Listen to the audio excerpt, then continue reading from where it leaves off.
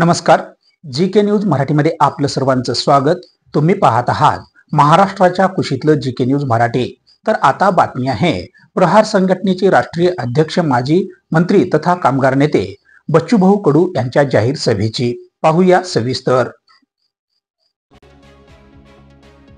प्रहार संघटनेचे राष्ट्रीय अध्यक्ष बच्चूभाऊ कडू यांची हक्क यात्रा. शेतकरी, शेतमजूर, दिव्यांग, मेंढपाळ, मच्छीमार व कामगार बांधवांच्या मूलभूत प्रश्नांना शासन दरबारी न्याय मिळवून देण्यासाठी ही हक्क यात्रा राज्यभर फिरत असताना ती हक्क यात्रा आज नांदेडच्या हिमायतनगर तालुक्यातील कामारी येथे पोहोचली असता या हक्क यात्रेनिमित्त कामारी येथे प्रहार संघटनेचे राष्ट्रीय अध्यक्ष, माजी मंत्री तथा कामगार नेते बच्चूभाऊ कडू यांच्या प्रमुख उपस्थितीत ही हक्क यात्रा सभा संपन्न झाली. या हक्क यात्रा सभेला शेतकरी, शेतमजूर तसेच दिव्यांग, मेंढपाळ, मच्छीमार व कामगार बांधव मोठ्या संख्येने उपस्थित होते. या हक्क यात्रा सभेदरम्यान प्रहार संघटनेचे राष्ट्रीय अध्यक्ष बच्चूभाऊ कडू यांनी शेतकरी, शेतमजूर, दिव्यांग, मेंढपाळ व कामगार बांधवांच्या विविध प्रश्नांवर केंद्र व राज्य सरकारवर चांगली सडकून टीका केली.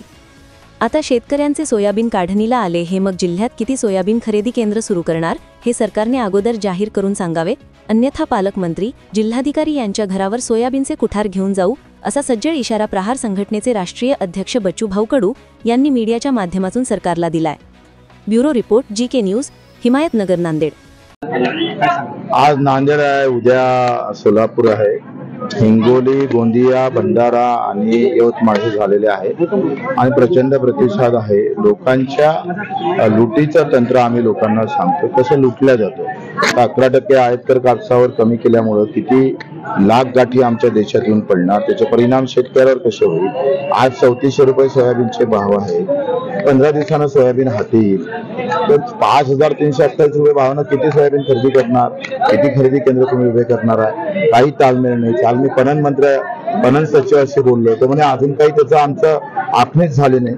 त्या माझ्या शेतकऱ्याला तुम्ही काय मराच्या दारावर सोडणार आहे. एका इकडे नैसर्गिक आपत्तीनं शेतकरी मरत आहे, चौफेर आम्ही पाहतोय कुठलेही पंचनामे नाही, काही नाही, कुठली मदत नाही, त्याबाबत कुठल्याही प्रकारचा शासन निर्णय अजूनपर्यंत काढलेला नाही.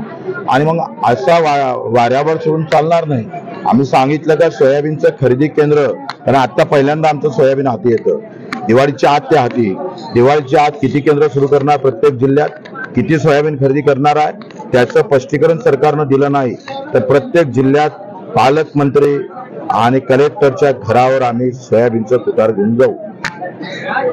आम्ही तो सगळा बंदोबस्त करू. आणि कर्जमुक्तीच्या बाबतीत ना हमी भाव, पेरणी ते कापणीपर्यंत सगळे कामं एमआरजीएस मधून, याच्यासाठी 28 तारखेला नागपूरला, बुट्टेबुडूला लाखो शेतकरी एकत्र होऊन आंदोलन करणार. तुम्ही पाहत आहात महाराष्ट्राच्या कुशीतलं जी.के. न्यूज मराठी. सात जनतेची, भूमी महाराष्ट्राची.